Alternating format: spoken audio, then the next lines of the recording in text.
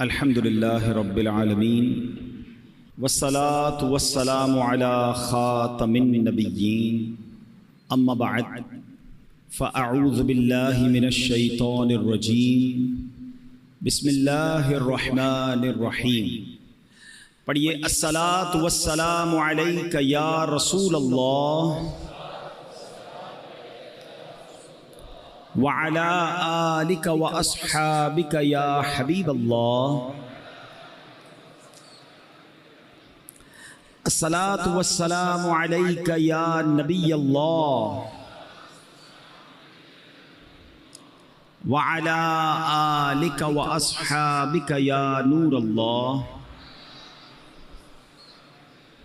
درود پاک پڑھنے کے بے شمار فضائل و برکات ہیں۔ رسول ذیشان مکی مدنی سلطان رحمت عالمیان صلی اللہ تعالی علیہ وسلم کا فرمان عالی شان ہے، اولی الناس بی یوم القیامت اکثرہم علی صلاۃ، یعنی قیامت کے دن لوگوں میں سب سے زیادہ میرے قریب وہ شخص ہوگا جو مجھ پر سب سے زیادہ درود شریف پڑھتا ہوگا۔ سبحان اللہ، کتنی کمال کی نیکی ہے درود پاک کہ اس کی برکت سے قرب مصطفیٰ نصیب ہوتا ہے، اور وہ بھی کس دن؟ جو سب سے مشکل دن ہوگا، قیامت کا دن۔ اس حدیث کے تحت میرات المناجی میں لکھا ہے قیامت میں سب سے آرام میں وہ ہوگا جو نبی پاک علیہ الصلوۃ والسلام کے ساتھ رہے گا، اور نبی پاک علیہ الصلوۃ والسلام کے قریب ہونے کا، قربت ہونے کا جو کس کو نصیب ہوگی، اس کا ذریعہ کیا ہے؟ وہ درود پاک کی کثرت ہے۔ اب آپ غور کر لیجئے کہ سرکار دو عالم صلی اللہ تعالی علیہ وسلم کے کتنا قریب ہونا ہے۔ قیامت کا دن تو مشکل دن ہے نا، پریشانی کا دن ہے، بہت سارے امتحانات ہوں گے۔ آج کل گرمی کے دن ہیں، تھوڑی دیر پنکھا بند ہو جائے تو ہماری حالت بری ہو جاتی ہے۔ ابھی پنکھا چل رہا ہے پھر بھی گرمی لگ رہی ہے، تو آپ سوچیں قیامت کا دن تو پنکھا نہیں ہوگا، سورج ایک میل پر ہوگا، زمین تانبے کی ہوگی، لوگ پیاس کے مارے پریشان ہوں گے۔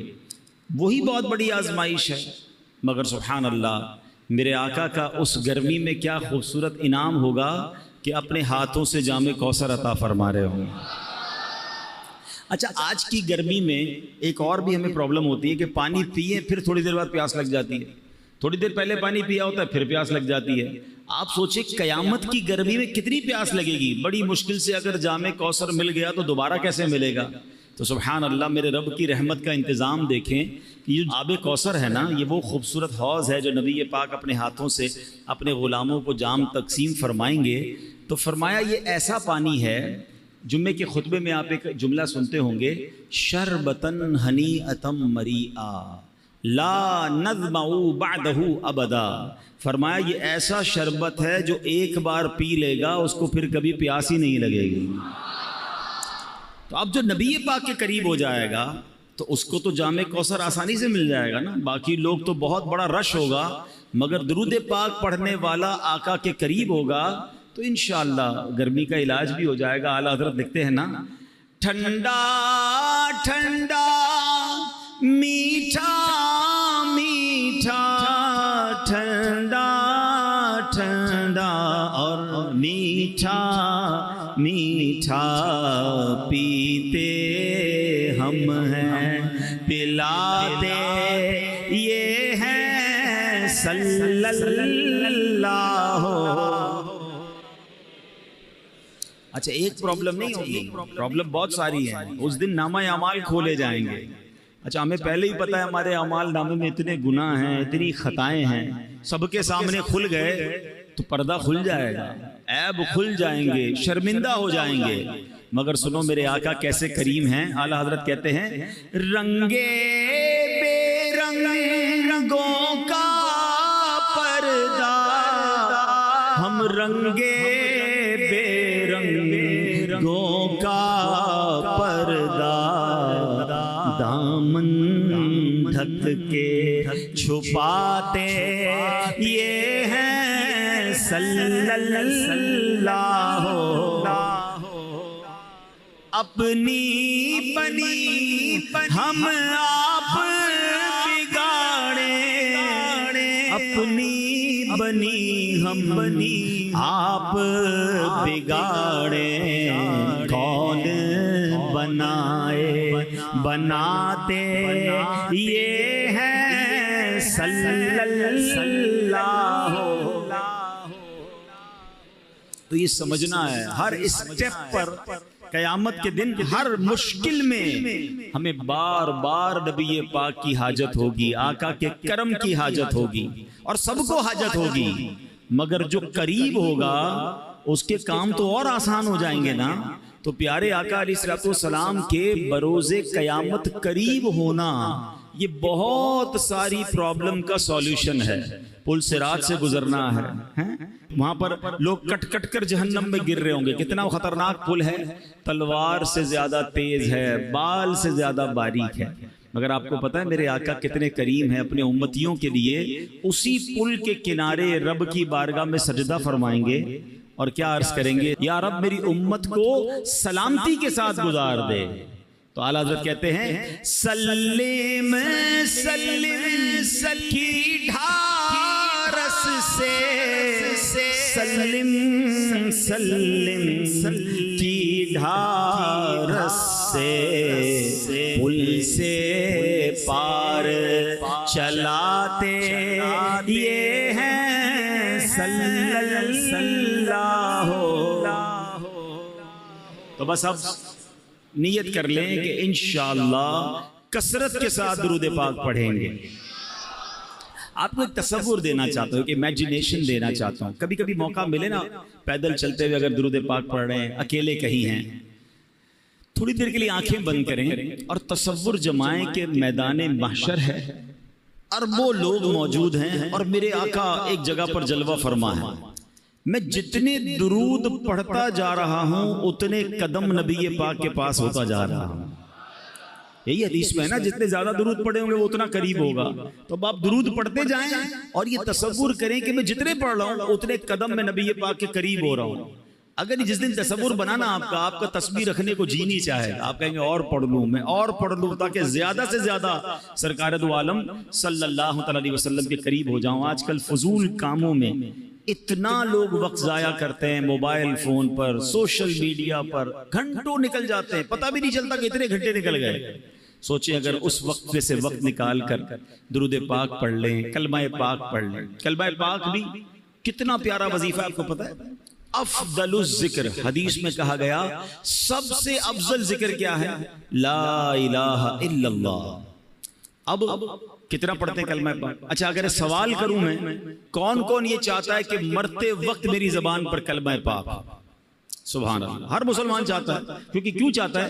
حدیث پاک میں مضمون ملتا ہے نا کہ جس کا آخری کلام لا الہ الا اللہ محمد الرسول اللہ صلی اللہ علیہ وسلم ہوا، مضمون حدیث کا کلمہ پاک ہوا، وہ دخل الجنہ، وہ جنت میں چلا جائے گا۔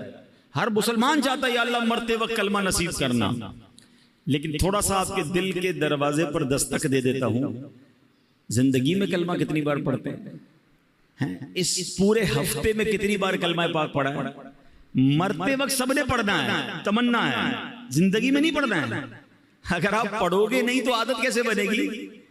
آپ خود سوچیں نا، ایک ایک ہفتہ گزر گیا شاید 5-6 بار بھی کلمہ پاک نہیں پڑھا ہوگا، مہینہ گزر گیا ایک تسبیح پوری نہیں پڑھی ہوگی، حالانکہ افضل الذکر کہا گیا۔ تو پلیز کم از کم 100 دانے کی تسبیح کلمہ پاک کی پڑھ لیا کریں، ہر کلمے پر انشاءاللہ جنت میں درخت بھی لگا دیا جائے گا۔ اور اب ایک بزرگ کا کال نہیں بھولتا، بڑا پیارا کال تھا ان کا، وہ کہتے ہیں اپنی زبان کو کلمے کا عادی کر لو، کیونکہ مرتے وقت زبان بھاری ہو جاتی ہے، جب سکرات کا عالم ہوتا ہے نا زبان سے نکلتا نہیں ہے کچھ۔ ویسے بھی دنیا میں بھی آپ کو کوئی بہت تکلیف ہو جائے، اللہ نہ کرے کوئی چوٹ لگ جائے، کوئی آپریشن ہو رہا ہو، کوئی کٹ لگ جائے، تو اتنی تکلیف ہوتی ہے کہ پھر بولنے کو جی نہیں چاہتا۔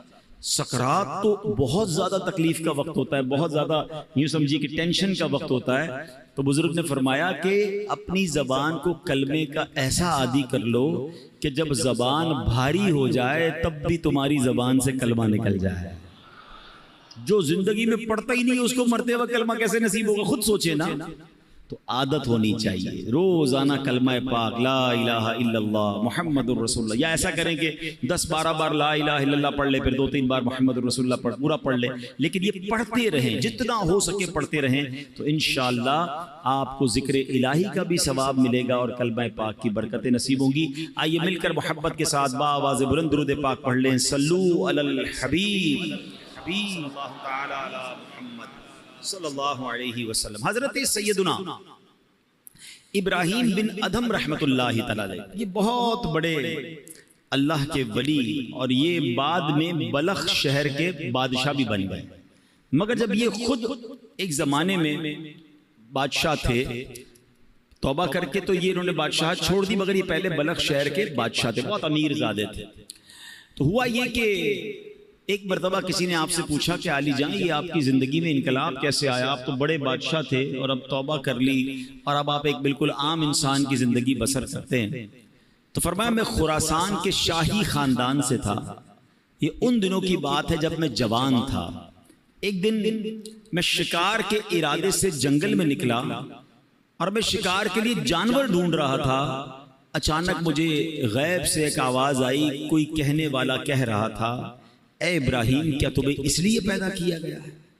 میں نے گھبرا کر ادھر ادھر دیکھا، کوئی بھی نظر نہیں آیا، مجھ پر سختہ طاری ہو گیا کہ یہ کس کی آواز تھی۔ تھوڑی دیر کے بعد جب میں دوبارہ نارمل ہو گیا، حواس میرے دوبارہ جو ہے وہ بحال ہوئے، پھر جانور ڈھونڈنے لگا، پھر شکار کے لیے آگے گیا۔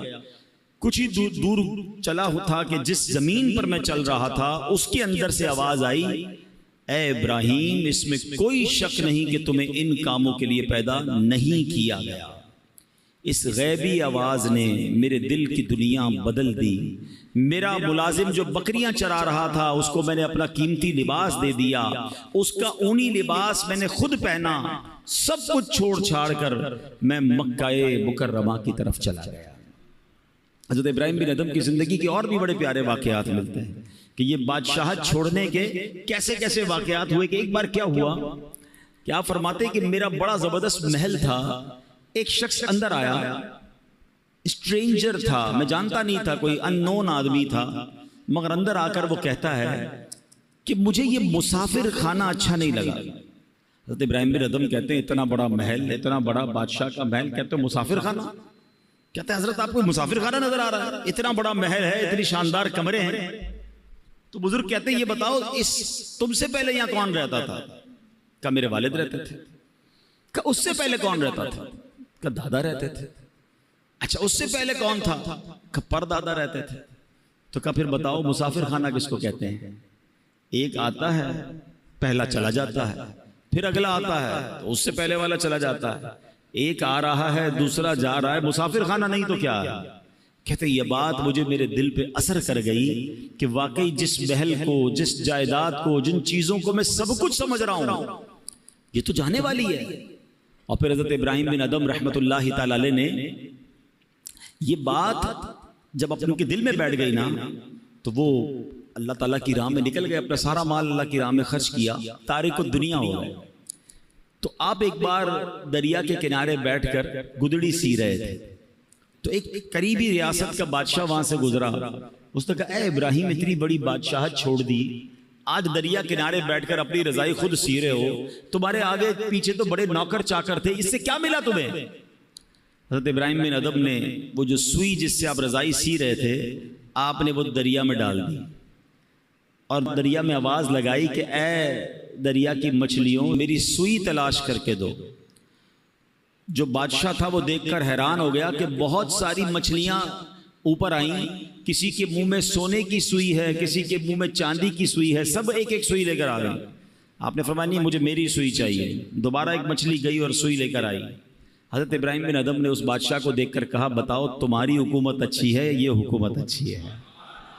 جو اللہ کے لیے قربان کرتا ہے، جو اللہ کی طرف چل پڑتا ہے، اللہ پھر مخلوق کے دلوں میں اس کی عزت ڈال دیتا ہے۔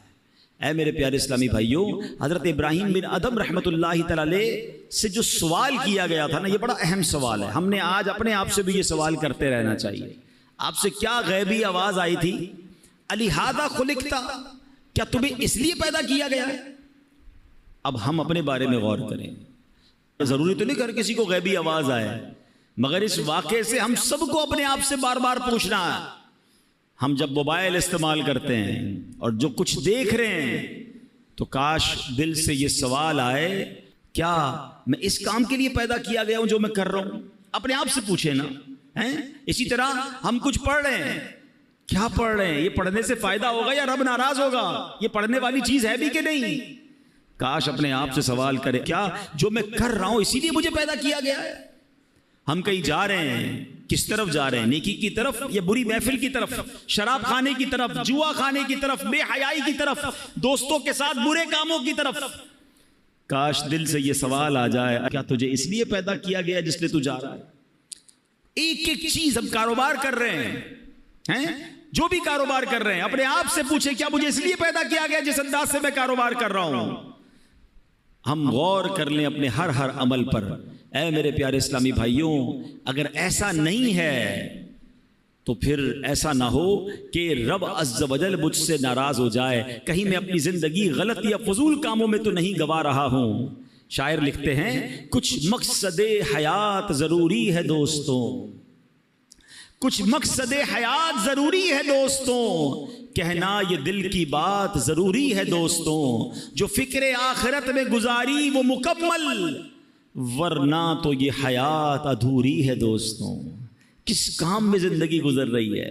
ایک بات یاد رکھیے، ہم میں سے کوئی یہاں 15 سال، کوئی 20 سال، کوئی 30، کوئی 50، کوئی 60 سال کا بھائی بیٹھا ہے، لیکن غور کیجئے، کبھی ہم نے غور کیا، معلوم کرنے کی کوشش کی مجھے دنیا میں بھیجا کیوں گیا ہے؟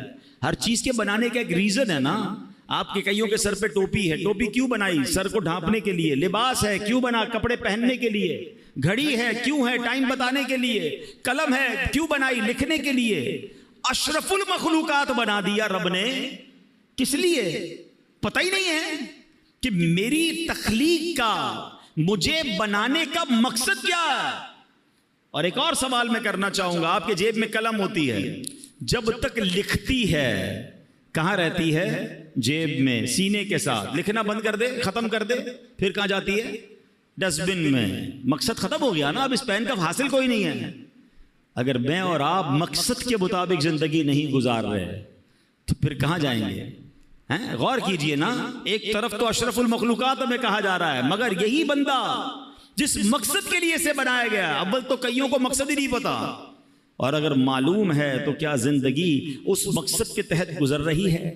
اب مولانا جلال الدین رومی بہت مشہور صوفی بزرگ ہیں، فرماتے ہیں اگر تمہیں بادشاہ کسی خاص کام کے لیے بھیجے، چلے آج کی زبان میں کہہ دوں کہ آپ کا کوئی سیٹ ہے، باس ہے، کہیں آپ جاب کرتے ہیں، ٹھیک ہے نا، آپ کا افسر ہے، آپ کو کہے خاص کام ہے، فلاں کام کر کے آؤ. آپ وہ کام کرنے نکلیں اور راستے میں بہت سارے دوسرے کام کرنے لگ جائیں، اور پرٹیکولرلی جس کام کے لیے بھیجا وہ کام ہی نہ کریں، تو بتائیے وہ بادشاہ جو ہے یا وہ جو باس ہے، وہ آپ کا افسر ہے، وہ خوش ہوگا یا ناراض ہوگا؟ کہ بھیجا کس کام کے لیے تھا؟ آپ کے سر وہ اس کو چھوڑے باقی بہت سارے کر کے آیا ہوں. بھائی اس کے لیے تو بھیجا ہی نہیں تھا، جو کام کرنے بھیجا تھا ادھر گئے نہیں، وہ کیا ہی نہیں.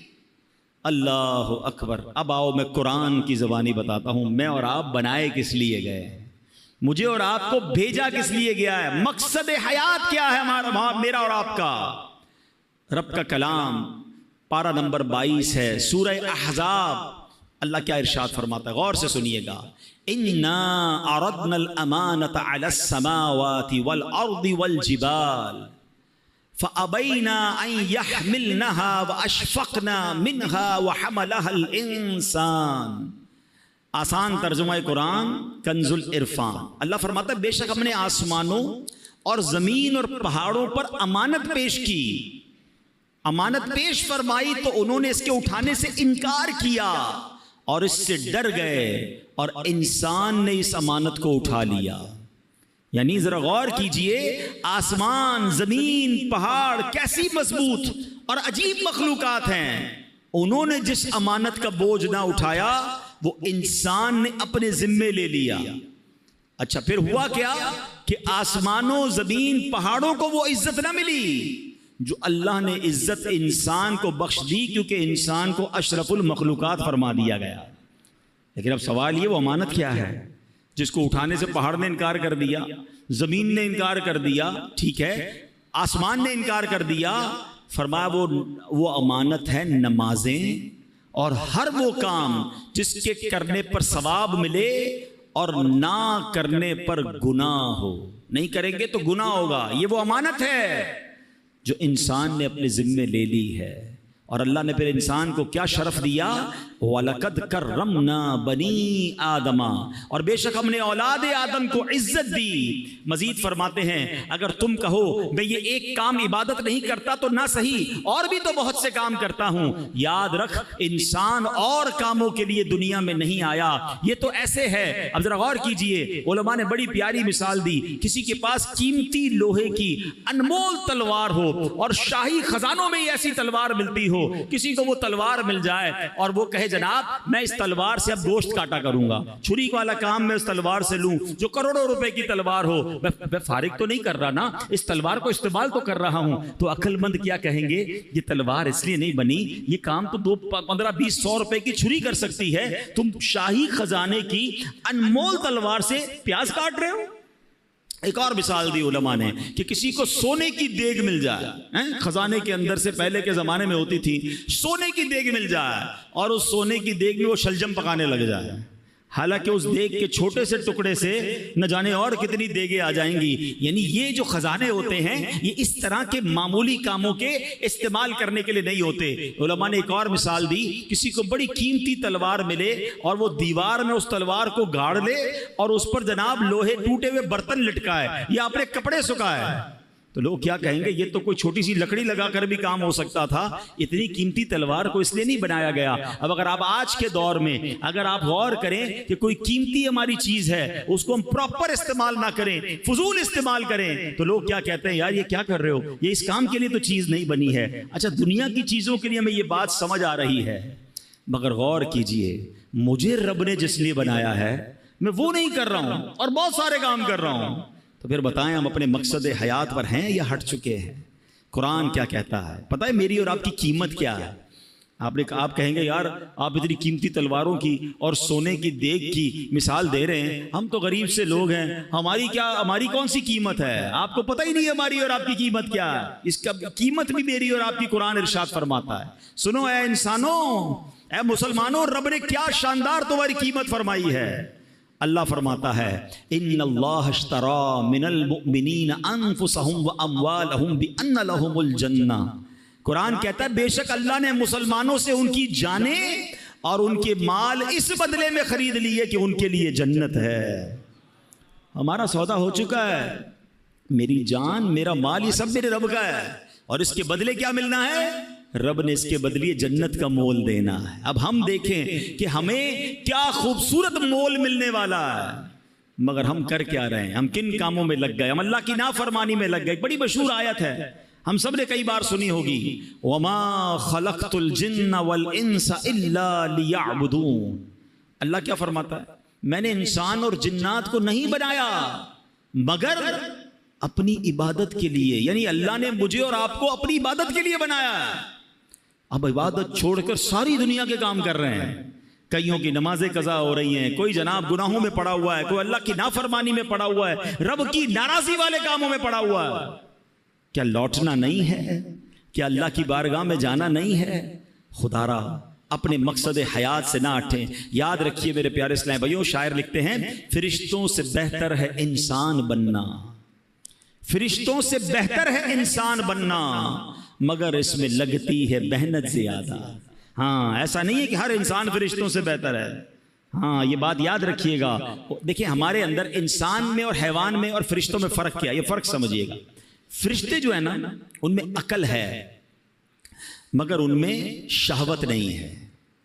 جانوروں میں شہوت ہے، عقل نہیں ہے. انسانوں میں عقل بھی ہے اور شہوت بھی ہے، برے خیالات بھی آتے ہیں. فرمایا جانور صرف اپنی شہوت پوری کرتا ہے اس لیے وہ جانور ہے. فرشتے با عقل ہیں، عبادت کرتے ہیں اس لیے وہ بڑے برتر ہیں.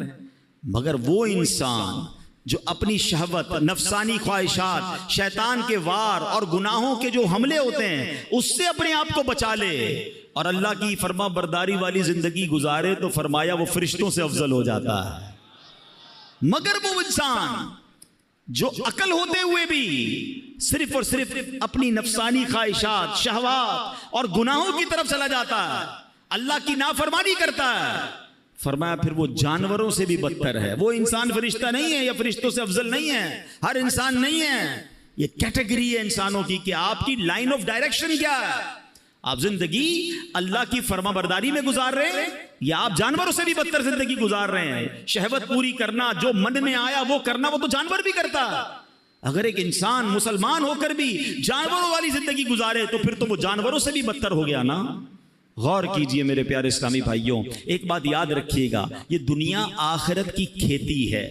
ہم اس دنیا میں دنیا نہیں بلکہ آخرت کمانے آئے ہیں. ہم دنیا میں اس لیے ہیں تاکہ آخرت کی بہتریاں کما سکیں، یہاں نیک کام کریں، اللہ پاک کی رضا والے کام بجا لائیں، جنت میں لے جانے والے کام کریں. اللہ اکبر. اگر اس دنیا میں صرف مال بنانا، گھر بنانا، گاڑیاں لینا، بینک بیلنس بنانا، کاروبار چمکانا، اپنی باڈی کو باڈی بلڈنگ کرنا، اگر یہی کرتے رہے، یہ جناب بہرحال غریب تھے، کچھ حاصل بھی نہ کر پائے، لیکن اس کے خواب سجاتے میں ہی زندگی گزار دی، مگر جنت میں جانے والے کام نہ کیے اور آخرت کے لیے کچھ ذخیرہ نہ کیا، ہم اپنی زندگی کا سمجھ لیں مقصد پورا نہیں کیا.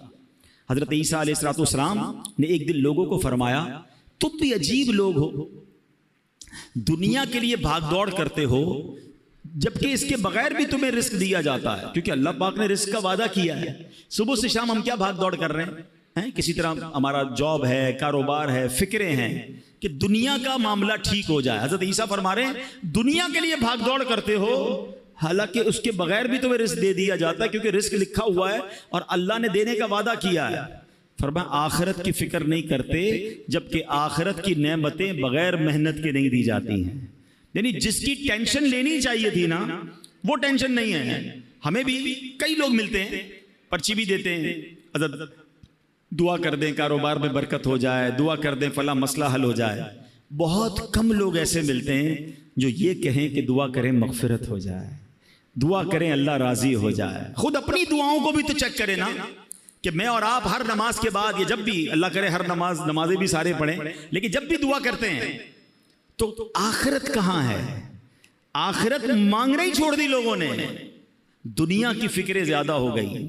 نہیں میرے پیارے اسلامی بھائی، زیادہ فکر، زیادہ محنت، زیادہ کوشش ہم نے اپنی آخرت کے لیے کرنی ہے. دنیا تھوڑا سا ٹائم ہے، 60 سال 50 سال 70 سال، اور کتنا جئیں گے؟ ادھر پتہ نہیں کب تک رہنا ہے. نہ ختم ہونے والی آخرت ہے، مگر اس کی لوگوں کو ٹینشن نہیں ہے. اے میرے پیارے اسلامی بھائیوں، کاش ہمیں اپنی جس طرح دنیا کی پلاننگز کرتے ہیں، ہم آخرت کی پلاننگ کرنے والے بن جائیں. حضرت سفیان ثوری رحمۃ اللہ تعالی علیہ کمال کا جملہ کہتے ہیں نا، بڑوں کی باتیں بھی بڑی ہوتی ہیں. ایک جملہ ہے مگر ایسا لگتا ہے کہ پورا فلسفہ بیان کر دیا ہے. وہ کہتے ہیں لوگ سوئے ہوئے ہیں، جب انہیں موت آئے گی تو بیدار ہو جائیں گے. اصل آنکھ پتہ ہے کب کھلے گی؟ مرنے کے بعد. ہم جب انسان دنیا سے جاتا ہے نا تو رشتہ دار پتہ ہے کیا کہتے ہیں کہ میت نے پیچھے کیا چھوڑا ہے. فرشتے پتہ ہے کیا کہتے ہیں؟ میت نے آگے کیا بھیجا ہے. اصل مرنے کے بعد پتا چلے گا کہ اصل دنیا تو وہ تھی، میں نے آخرت کے لیے کیا تیاری کی. کئی لوگ بس دنیا کی پلاننگ بناتے بناتے، ابھی توبہ نہیں بعد میں کر لوں گا، بس اگلی رمضان کو توبہ کر لوں گا، بس یہ کاروبار سیٹ ہو جائے پھر گناہ چھوڑ دوں گا، پھر میں شراب چھوڑ دوں گا، پھر میں برے کام چھوڑ دوں گا، اور اسی انتظار میں دنیا سے چلے جاتے ہیں. فرمایا موت آئے گی تو بیدار ہو جائیں گے مگر پھر کر کچھ نہیں سکیں گے. اے میرے پیارے اسلامی بھائیو، اللہ کریم قرآن مجید میں ارشاد فرماتا ہے وَابْتَغِ فِي مَا آتَاكَ اللَّهُ الدَّارَ الْآخِرَةَ، اور جو مال تجھے اللہ نے دیا ہے اس کے ذریعے آخرت کا گھر طلب کر. کتنی پیاری بات ہے، جو کچھ اللہ پاک نے عطا کیا ہے اس سے کیا طلب کرنا ہے؟ آخرت طلب کرنی ہے.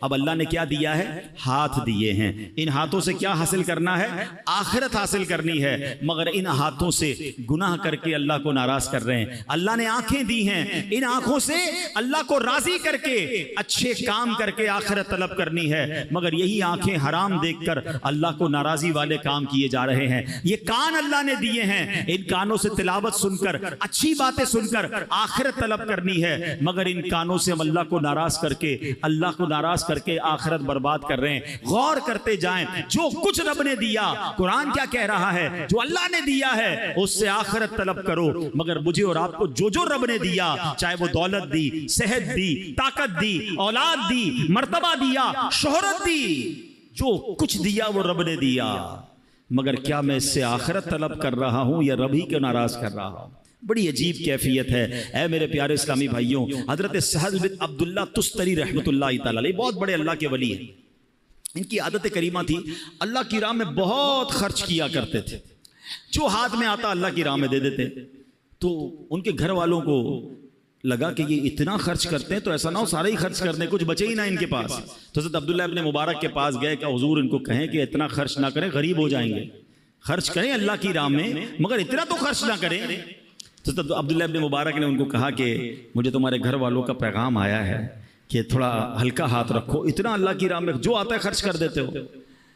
تو حضرت عبداللہ تستری رحمۃ اللہ تعالی علیہ نے بڑا کمال کا سوال کیا سہل بن عبداللہ تستری نے کہ حضور ایک بات بتائیں، ایک بندے کا ایک مکان ہو، اس کو چھوڑ کے دوسرے مکان میں اس کو شفٹ ہونا ہو، تو کیا پچھلے مکان میں کچھ چھوڑتا ہے وہ، یہ سارا کچھ نکال کے آگے لے جاتا ہے؟ تو فرمایا واقعی مکان شفٹ کرنا ہو تو پہلا مکان تو پورا ہی خالی کر کے جاتا ہے۔ کہ حضرت بس میرا اگلے مکان میں شفٹنگ کا ٹائم آنے والا ہے، میرا آخرت کا سفر قریب ہے، تو میں یہاں کیوں چھوڑ کے جاؤں؟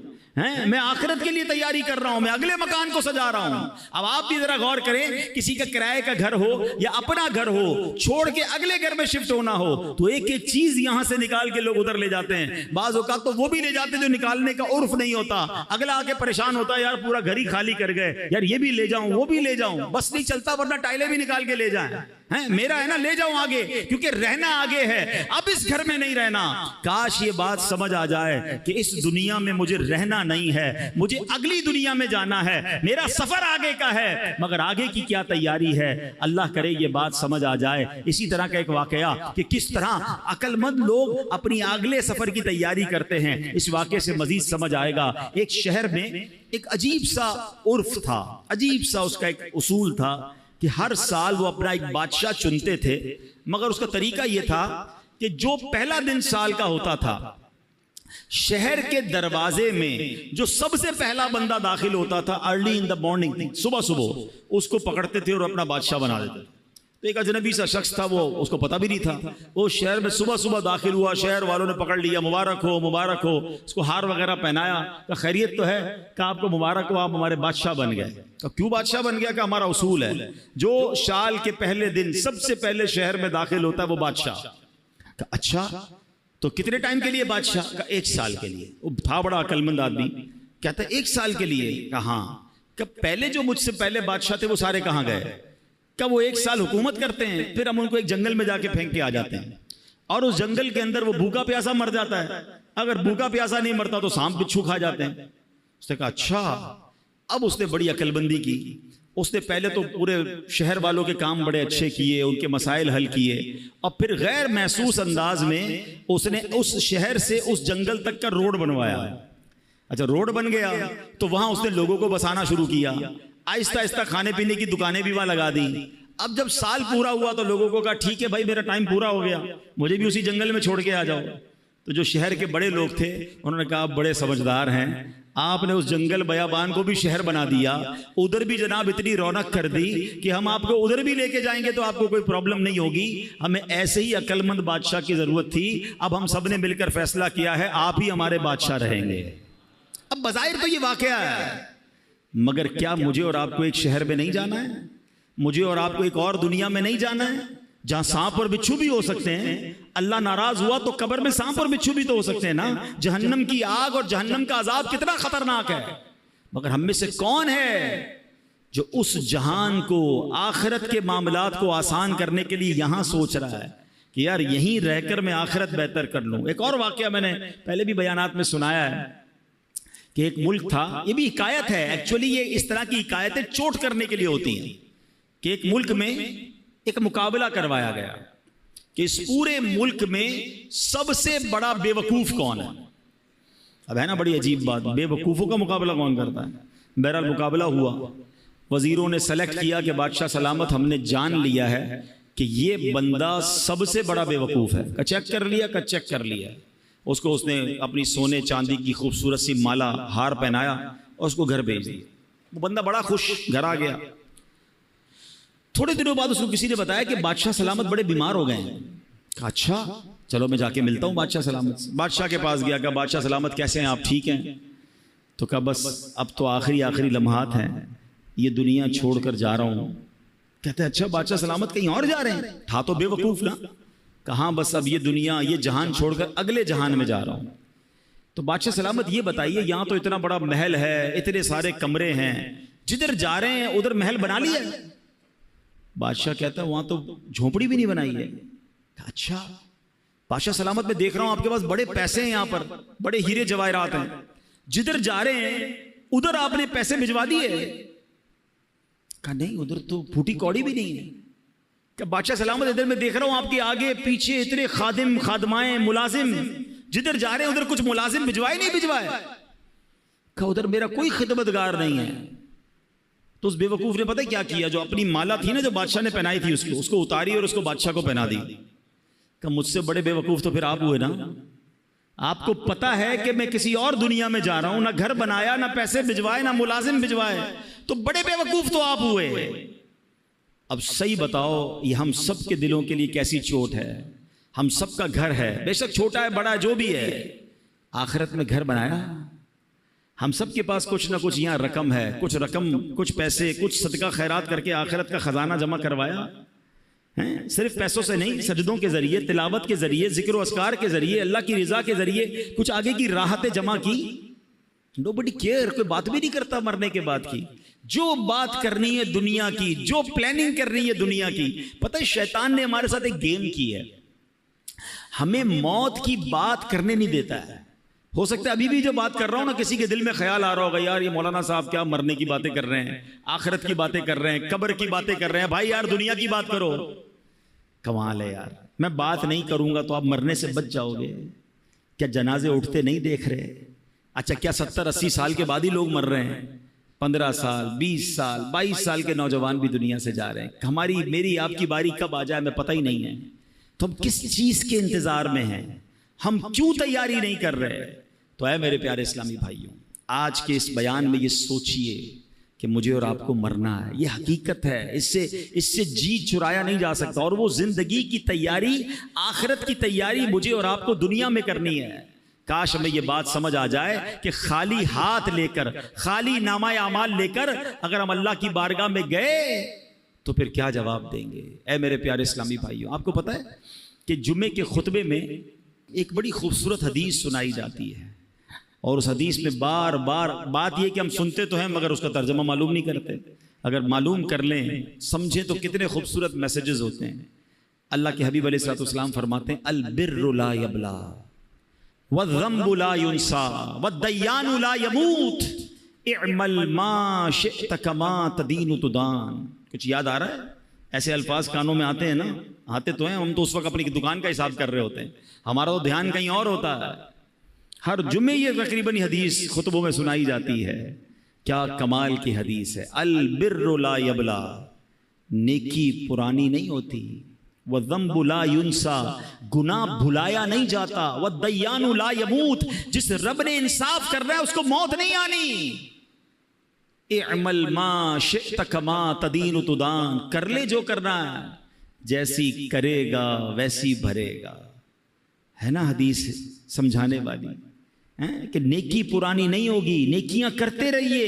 اچھا گناہ کر کے ہم بھول جاتے ہیں مگر ہم بھول گئے، کہیں لکھے گئے ہیں، کہیں موجود ہیں، ہمارے نامہ اعمال میں موجود ہیں.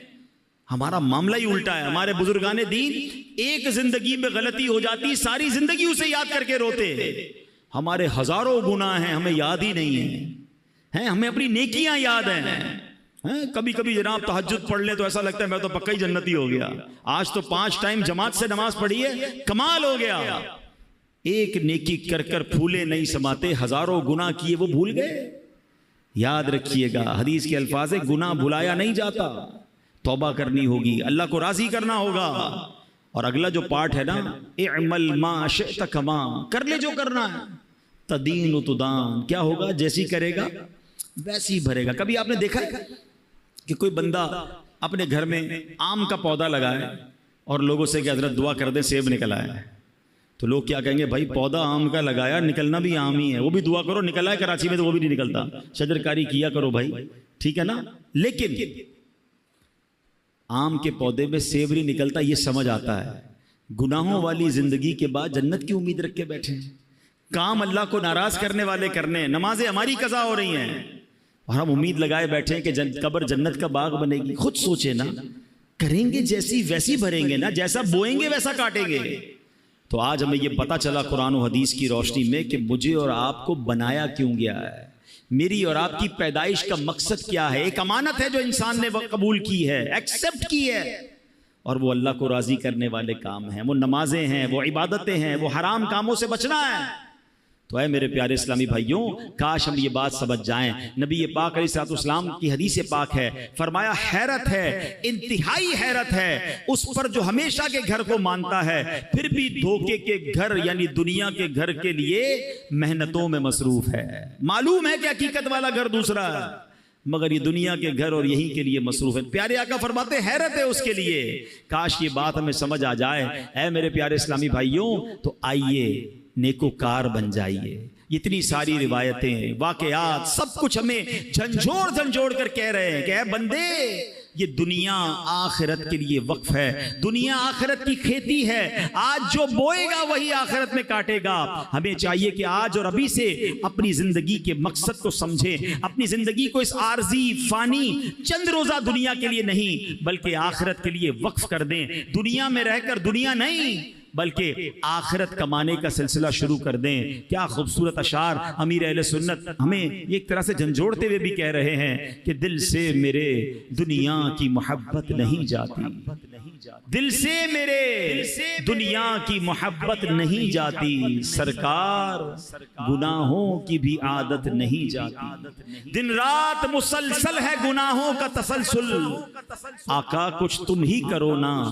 ये नहुसत नहीं जाती, गो पेश नजर कब्र का पुरहौल घड़ा है, अफसोस मगर फिर भी ये गफलत नहीं जाती। ऐ मेरे प्यारे इस्लामी भाइयों, अगर नेक बनने का जहन बन गया है ना, अल्लाह को राजी करने वाली जिंदगी गुजारनी है, तो आज के दौर की अजीम इल्मी और रूहानी शख्सियत अमीर अहले सुन्नत मौलाना मोहम्मद इलियास अत्तार कादरी साहब ने एक बड़ा प्यारा रिसाला नेक आमाल का रिसाला हमें अता किया है। नेक आमाल के रिसाले से पाबंदी से अपने आमाल का जायजा लीजिए। नबी पाक अलैहिस्सलाम ने हजरत अबू ज़र ग़िफ़ारी रदी अल्लाह तआला अन्हु से इरशाद फरमाया, ए अबू ज़र, आदमी उस वक्त तक मुत्तकी नहीं बन सकता जब तक अपने आमाल का जायजा इतनी सख्ती से ना करे जितनी सख्ती से कोई शख्स अपने कारोबारी शरीक से हिसाब करता है। इसका फायदा यह होगा कि उसे मालूम हो जाएगा कि उसके खाने पीने और पहनने की चीजें हलाल की हैं या हराम की।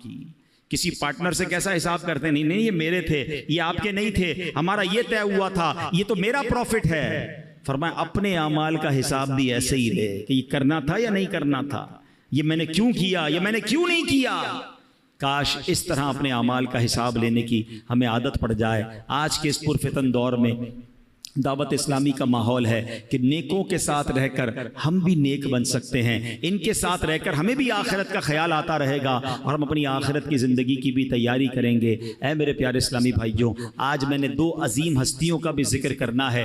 21 मुहर्रमुल हराम को अजीम सहाबी रसूल आशिक मुस्तफ़ा मौज़िन रसूल हज़रत बिलाल रदी अल्लाह तआला अन्हु का यौम विसाल है। आप साबिकुल इस्लाम हैं, यानी इब्तिदा ही में आपने इस्लाम कबूल कर लिया था और गुलामी से आज़ादी नसीब होने के बाद से लेकर प्यारे आका अलैहिस्सलाम के विसाले ज़ाहिरी तक हज़रत बिलाल नबी पाक की बारगाह में हाजिर रहे, नबी पाक के माली मामलात को भी देखते थे। प्यारे आका अलैहिस्सलाम सुभान अल्लाह, नबी पाक के विसाल के बाद हज़रत बिलाल मुल्क के शाम तशरीफ़ ले गए और आखिर तक वहीं रहे। हज़रत बिलाल के तो बहुत सारे वाक़यात हैं, मगर एक बड़ा खूबसूरत वाक़या ये है कि प्यारे आका उनसे कितनी मोहब्बत फरमाते कि उनका मालिक जो था, उनका आका जो था, क्योंकि आप ग़ुलाम थे, हबशा के थे, हबशा जिसको आज हम इथोपिया कहते हैं, ठीक है, और अफ्रीकन थे। तो हुआ ये कि वो जो आका था उमैया, वो हज़रत बिलाल पर बड़ी सख्ती करता था।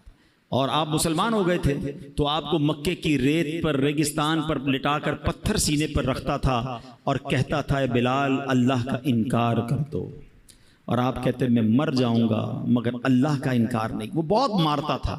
حضرت ابوبکر صدیق قریب سے گزرتے تھے، دیکھتے تھے کہ یہ امیہ بڑا زیادتی کرتا ہے، نبی پاک کو بھی بڑا دکھ ہوتا تھا۔ ایک بار حضرت ابوبکر صدیق امیہ بن خلف کے پاس پہنچے، کہا بتاؤ بلال کتنے میں دو گے؟ وہاں غلام کی خرید و فروخت ہوتی تھی۔ اب ذرا سمجھیے گا، اس زمانے میں مثال کے طور پہ ایک غلام کی قیمت 1000 روپے تھی یا 1000 درہم یا دینار، تو امیہ نے کہا میں 3000 میں دوں گا، پیسے بڑھا کر بتائے۔ حضرت ابوبکر صدیق نے کہا مجھے منظور ہے، کہا نہیں 4000 میں دوں گا، کہا مجھے منظور ہے، کہا اب 5000 میں دوں گا، کہا مجھے منظور ہے۔ وہ پیسے بڑھاتا رہا، حضرت ابوبکر صدیق اس کو اوکے کرتے رہے، آخر کار ایک بڑی تگڑی رقم پر حضرت بلال کو انہوں نے خرید لیا۔ تو امیہ کہتا ہے اے ابوبکر رضی اللہ تعالیٰ عنہ، تمہارے کاروبار کے تو بڑے چرچے سنے ہیں، تم تو بڑے کاروباری ہو، سودا بڑا کس کے بڑا جانچ کے لیتے ہو، تم نے ایک حبشی غلام کو اتنا مہنگا خرید لیا۔ سیدنا ابوبکر صدیق کے وہ تاریخی الفاظ سنے، وہ کہتے تمہیں کیا معلوم بلال کی قیمت کیا ہے؟ اے امیہ تو اگر اس سے بھی زیادہ مانگتا میں اس سے زیادہ تجھے رقم دیتا۔ حضرت بلال کو لیا اور نبی پاک کی بارگاہ میں حاضر ہوئے، کہا حضور بلال حاضر ہے، حضور بلال کو آزاد کروا کے لایا ہوں۔ اللہ اکبر، نبی پاک اتنا خوش ہوئے، فرماتے اے ابوبکر بلال کو خرچ کرنے میں جو رقم خرچ کی ہے نا اس میں کچھ پیسے میرے بھی شامل کر لو۔ حضرت ابوبکر کہتے ہیں حضور میرا جو کچھ ہے سب آپ ہی کا تو ہے۔ اللہ اکبر، ایسے بلال ہیں جن کو نبی پاک سے کتنی محبت اور سرکار دو عالم علیہ الصلوۃ والسلام کو ان سے کتنی محبت ہے، سبحان اللہ۔ اسی طرح 18 محرم الحرام ایک اور عظیم شخصیت، اور وہ کون ہیں؟ وہ عاشق نیک اعمال، عالم باعمل، مفتی دعوت اسلامی حضرت مفتی محمد فاروق الطاری رحمۃ اللہ تعالی علیہ کا یوم وصال ہے۔ آپ نمازوں کی حفاظت فرمانے والے، زبان اور آنکھوں کا قفل مدینہ لگانے والے، تلاوت قرآن کریم کرنے والے اور خوب خوب دینی کاموں میں حصہ لینے والے، اور سبحان اللہ آپ رحمت اللہ تعالی کے انتقال کے بعد آپ کے مزار پر آپ کے پیر و مرشد امیر اہل سنت نے آپ کے بارے میں یوں فرمایا، یا رسول اللہ صلی اللہ علیہ وسلم میں اس سے راضی تھا، آپ بھی اس سے راضی ہو جائیں۔ یا غوث پاک میں اس سے راضی ہوں، آپ بھی میرے فاروق سے راضی ہو جائیں۔ اللہ اکبر، ایسی عظیم ہستی، اللہ ان دونوں عظیم ہستیوں کے مزار پر کروڑوں رحمتوں کی بارش نازل فرمائے۔ ان لوگوں نے دنیا میں رہ کر اپنی آخرت بنا لی، کاش ہم بھی دنیا میں رہ کر اپنی آخرت بہتر کرنے والوں میں ہو جائیں۔ اللہ مجھے بھی آپ کو بھی اپنی آخرت بہتر کرنے کی فکر اور سوچ نصیب فرمائے۔ اس میں مدنی قافلے بھی ہیں، سفر کریں تو آخرت کی تیاری ملتی ہے۔ بار بار اجتماع میں آتے رہیں، مدنی مذاکروں میں شرکت کریں تو انشاءاللہ یہ ذہن بنتا چلا جائے گا۔ اللہ پاک عمل کرنے کی توفیق عطا فرمائے، آمین بجاہ النبی الامین صلی اللہ تعالی علیہ وسلم۔ صلو علی الحبیب صلی اللہ تعالی علی محمد صلی اللہ علیہ وسلم۔